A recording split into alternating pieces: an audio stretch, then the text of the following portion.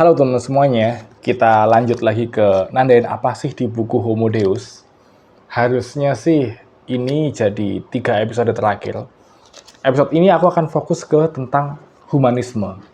Apa itu humanisme dan bagaimana humanisme itu menggantikan semua nilai-nilai yang dimiliki oleh manusia.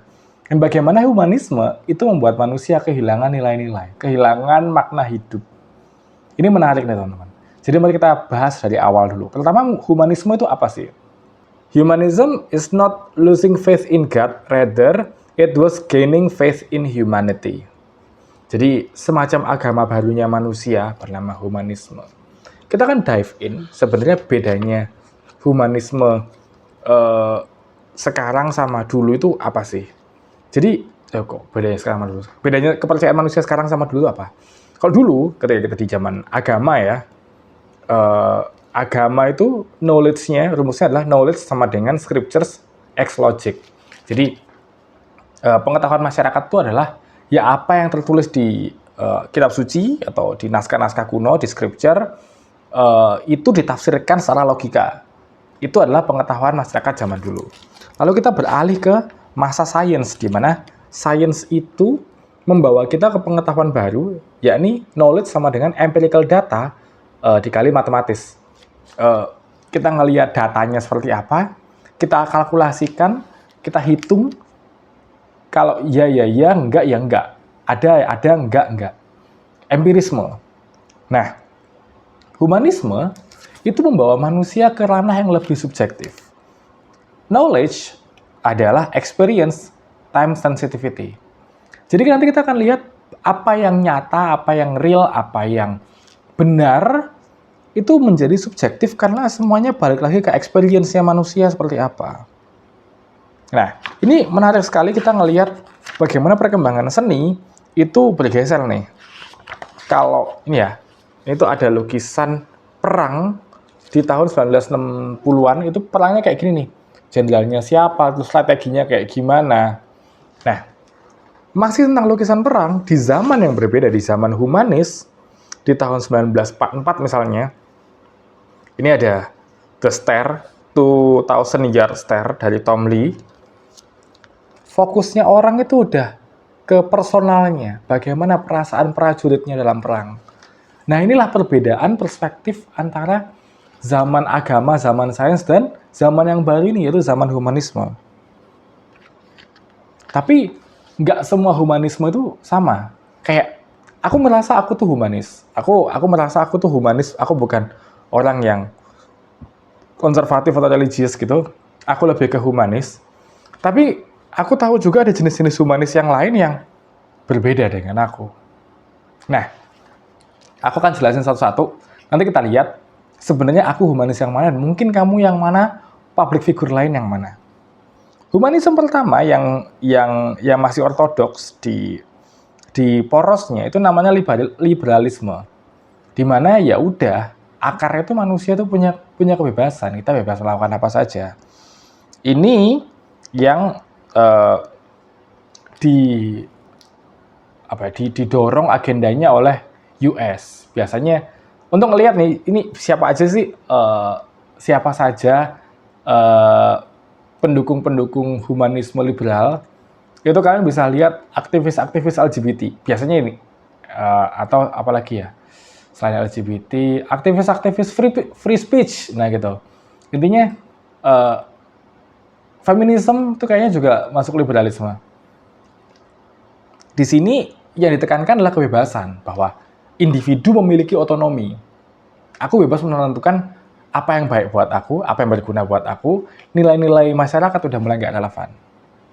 Nah, lalu kita bisa masuk ke humanisme yang kedua, di mana ini adalah tempatku, yaitu sosialis humanis. Sosialis blame liberals for focusing our attention on our own feelings instead of on what other people experience. Jadi fokusnya teman-teman sosialis ini adalah ya perasaan kolektifnya gimana instead of perasaan individu. Bagaimana kesejahteraan kolektifnya daripada kesejahteraan individu. Nah, di sini humanis ini itu kalau misalnya kayak kondisiku ada yang keliru, itu bukan salahku, tapi salah ekosistemnya yang keliru. Pasti ekosistemnya ini ada yang salah yang bisa kita perbaiki. Karena kondisiku misalnya miskin gitu ya, itulah dampak dari ekosistemnya yang nggak membuat aku kaya, gitu. Terkesan kayak blaming ya, tapi bayangin gini, ada orang dengan privilege 10, ada orang dengan privilege 1. Kira-kira mana yang lebih cepat kaya? Dan dan kekayaan itu kan compounding yang kita tahu. Jadi kalau misalnya ini yang 10 ini yang udah compounding dan dia udah startnya lebih lama, ya maka akan susah nih untuk yang privilege 1 untuk nyusul yang 10 tadi. Dan kita udah bahas di awal bagaimana pie-nya ini tuh yang makan itu sebagian kecil orang aja, dan itu sebenarnya bisa diratakan. Nah, teman-teman sosialis ini thrive-nya ke sana, di mana kita tuh nggak perlu loh saling mengalahkan, kita tuh bisa loh bekerja sama. Kalau aku menderita, ini tuh ya karena ekosistem kita nggak mendukung kita untuk nggak mendukung kita untuk thriving. Gampang aja gini deh, kita bahas masalah parenting. Parenting anak-anak itu dikit-dikit HP-an. Pihak lain akan menyalahkan anaknya, di mana ya salah sendiri anaknya dikasih HP terlalu sering gitu, atau parentnya salah sendiri, parentsnya membiarkan anaknya main HP terus-terusan. Kenapa anaknya harus dikasih HP? Tapi teman-teman sosialis seperti aku akan melihat ini sebagai fenomena di mana ya nggak bisa kamu mendidik anak itu harus kolektif. Kalau anakku nggak aku kasih HP, maka semua anak di sekolahnya dia atau di lingkungannya dia itu nggak boleh punya HP. Supaya apa? Supaya anakku itu tidak merasa dikucilkan di pergaulannya. Makanya yang harus kita perbaiki pertama adalah sistemnya, ekosistemnya, di lingkungannya, bukan diri sendiri. Karena diri sendiri itu udah pasti akan berjuang buat dirinya. Nggak ada orang yang nggak mau berjuang buat dirinya. Yang ada adalah orang berusaha berjuang, mentok. Nah itu, kayaknya belief-nya sosialis itu kurang lebih seperti itu. Nah, lawannya, biasanya bentroknya adalah dengan Darwinian humanism atau evolutionist humanism. Nah, evolutionist humanism ini orang-orang yang merasa bahwa oke, kita ini adalah individu, kita ini ya sama seperti hewan, maka ya udah, seleksi alam pun juga harus berlaku buat kita. Yang kuatlah yang bertahan. Maka kehidupan ini adalah sebuah kompetisi di mana kalian pun juga harus striving, kalian juga harus berlari berlomba-lomba untuk menjadi yang di atas, karena yang di bawah akan tereliminasi. Kalau kalian miskin, ya salah kalian nggak berjuang lebih keras. Banyak kok yang sudah berjuang lebih keras dan bisa. Nah, ini menarik teman-teman, karena at some point ya benar bahwa ketika kalian sudah ketika kita melihat alam ini sebagai evolusi ya, maka ya memang kita harus menjadi unggul. Bahkan dalam alam pun juga, dalam komunitas ada hewan-hewan yang menjadi alfanya, dan hewan-hewan itu berlomba-lomba untuk menjadi alfanya. Yang kalah harus nurut apa kata alfanya. Jadi in a way nggak salah sebenarnya. Cuman yang perlu dikhawatirkan adalah sisi ekstrimnya itu seperti apa. Kita nggak menganulir bahwa setiap paham itu ada sisi ekstrimnya ya teman-teman ya. Bahkan kayak humanisme sosialis tadi itu kalau ada sisi ekstrimnya pun juga kita udah lihat nih bagaimana pemerintahan sosialis itu juga berbahaya, jadinya diktator gitu kan. Nah, ketika kita melihat humanisme yang evolusionis ini, ekstrimnya siapa? Ya Hitler, yang menganggap bahwa harus kaumku nih yang di atas, maka yang lain harus dimusnahkan. Tuh. Tapi ya ada beberapa jenis humanisme tadi, yang mana kalau kita lihat semuanya juga ada sisi-sisi ekstrimnya. Jadi ketika kalian mau berdebat sama orang, mungkin bisa dilihat bahwa dari core belief-nya aja atau world view-nya aja udah beda. Makanya aku sekarang tuh udah nggak pernah begitu debat lagi sama orang-orang kaya. Aku cuman mengamini aja bahwa ya memang worldview-nya beda, aku sosialis, dia evolusionis gitu. Maka nggak akan ketemu nih. Di kepalaku kesejahteraan masyarakat tuh harus diselenggarakan oleh komunitas. Evolusionis merasa kesejahteraan tuh tanggung jawab individu. Nah, ini menarik untuk diperbincangkan. Aku sih masih ngerasa point of view-ku yang make sense. Tapi mungkin 5 tahun lagi ketika aku udah banyak baca atau situasi hidupku juga udah berubah, mungkin akan berubah lagi. Karena ya mungkin setiap orang perjalanannya beda-beda juga. Ada yang mungkin dari humanis, tiba-tiba jadi konservatif religius. Bisa jadi. Ada yang dari evolusionis, tiba-tiba jadi ke liberal. Nah, jadi ya posisi orang bisa berbeda-beda. Tergantung situasi hidupnya seperti apa.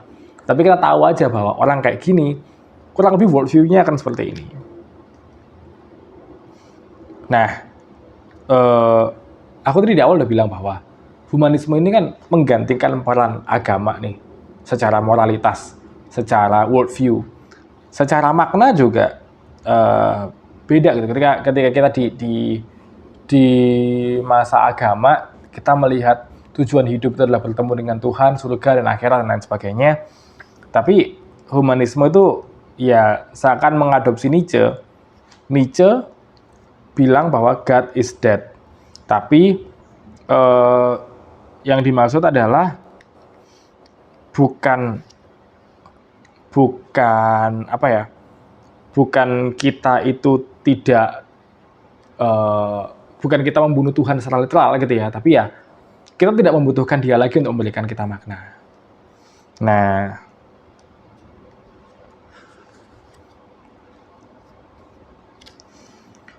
dan perubahan ini itu buat teman-teman yang religius ya. Jangan merasa bahwa enggak kok ini jumlah orang-orang yang religius itu growing kok, bertambah setiap tahunnya. Kayaknya nggak akan pernah punah deh ini agama gitu. Jangan, karena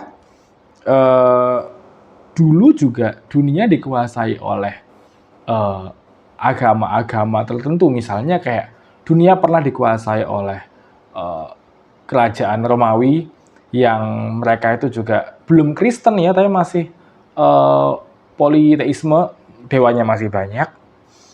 Makanya mereka punya panteon di mana-mana. Tapi akhirnya mereka juga punah. Kenapa? Ya karena ada pergolakan secara sejarah gitu ya, mereka kalah. Lalu yang paling penting adalah history is often shaped by a small groups forward-looking innovators rather than by backward-looking masses. Nah, 10,000 years ago, most people were hunters-gatherers, and only few pioneers in the Middle East were farmer. Yet, future belong to farmer. Sama, mungkin sekarang teman-teman evolusionis, humanis ini sedikit di jumlahnya. Mungkin cuma satu grup WA-nya Timothy Ronald aja. Tapi bisa jadi mereka yang akan mengubah trajektori hidup kita. Seperti halnya bagaimana sekumpulan remaja bikin Facebook dan itu mengubah semua tatanan kita tentang bagaimana kita bertukar informasi sekarang. Kita nggak bisa lepas dari Meta, kita semua minta nomor WhatsApp, kita semua berbagi IG. Nah ini sebenarnya kritiknya terhadap institusi keagamaan. Today, Catholic Church continue to enjoy loyalties of hundreds of million followers. Yet, it and the other religions have long since turned from creative into reactive forces. They are busy with rear-guarding operations more than with pioneering novel technologies, innovative economic methods, or groundbreaking social ideas. Ketika sekarang, anggaplah gereja Katolik ya, jemaat gereja itu banyak, harusnya ini dimanfaatkan oleh gereja untuk menyebarkan ide-ide baik, atau setidaknya memberikan inovasi-inovasi pada dunia. Kita tahu sekarang dunia itu lagi chaos banget, dan aku tuh cukup yakin bahwa dalam kurang dari 10 tahun, sistem ekonomi kita akan berubah. Dulu kita pernah punya sistem ekonomi seperti apa, sekarang mungkin udah nggak relevan, karena ya tadi, sebagian besar harta itu dimiliki oleh orang ya, sebagian kecil orang, dan ketimpangan makin nggak merata, pekerjaan makin nggak relevan, pekerjaan yang baik nggak ada harganya, at some point ini bubble-nya akan pecah dan akan terjadi keributan dan ekonomi kita akan berubah. Sesimpel kayak dulu tuh ekonomi kita dulu kan sangat slave based ekonomi dulu tuh kan. Sekarang kita udah nggak ada perbudakan lagi. Ya meskipun mungkin bentuk perbudakannya ganti ya. Aku rasa ke depan juga sama. Tentang pekerjaan ini akan berubah dan harusnya institusi gereja atau institusi keagamaan itu bisa menawarkan alternatifnya. Kayak misalnya, aku nggak mau ngomongin agama lain, aku mau ngomongin agama aku aja ya. Di gereja itu kan sebenarnya ajarannya cukup sosialis ya. Kayak Yesus tuh ngajarin kita supaya menjual harta milik kita dan memberikannya pada orang miskin. Lalu di mana ada gereja perdana itu bikin sebuah komunitas yang sangat komunal, di mana mereka ngumpulin harta mereka di tengah, lalu mereka ngambil secukupnya. Hal-hal seperti ini sebenarnya bisa dilakukan oleh institusi keagamaan. Aku nggak melihat cukup banyak hal seperti ini ya, tapi harus lebih diseriusin. Kayak bagaimana gedung-gedung agama ini atau institusi-institusi keagamaan ini harusnya lebih fokus ke ngumpulin uang masyarakatnya atau pengikutnya, lalu misalnya memberikan beasiswa sebanyak-banyaknya atau memberikan pengobatan sebanyak-banyaknya gitu ya, memberikan subsidi untuk petani gitu. Ini yang harus mulai diperbanyak. Aku tahu udah ada beberapa langkah-langkah seperti ini, tapi aku rasa kita kurang cukup masif untuk melakukannya karena ya zamannya juga udah lebih cepat daripada kita. Maka institusi keagamaan ini harus berani mengambil langkah yang lebih ekstrim untuk menawarkan alternatif-alternatif supaya dunianya tidak hancur begitu saja. Ini kurang kayaknya bisa jadi 2 episode lagi. Tapi part ini akan menjadi semacam prolognya sebelum kita bahas Nexus. Masa depan tuh manusia kayak gimana sih? Setelah kita udah menggeser semua makna kita, menggeser semua kepercayaan kita, akhirnya yang dikejar manusia itu apa? Dan inovasi-inovasi manusia itu apa aja? Lalu bahayanya apa? Dan bagaimana kita menjustifikasi semua hal-hal buruk tadi? Akhirnya kita bisa kayak, oh ini hal baik kok, itu bagaimana? Nah, kita akan bahas di episode berikutnya. Jadi, pantengin terus, pantengin terus. Aku happy banget sih teman-teman udah sampai sini, ini lama banget videonya. Beberapa juga aku tadi sempat skip aja supaya kita cepet pembahasannya. But aku happy kalian udah nonton sampai sini. Jadi, thank you banget, kita ketemu lagi di pertemuan berikutnya. Dadah!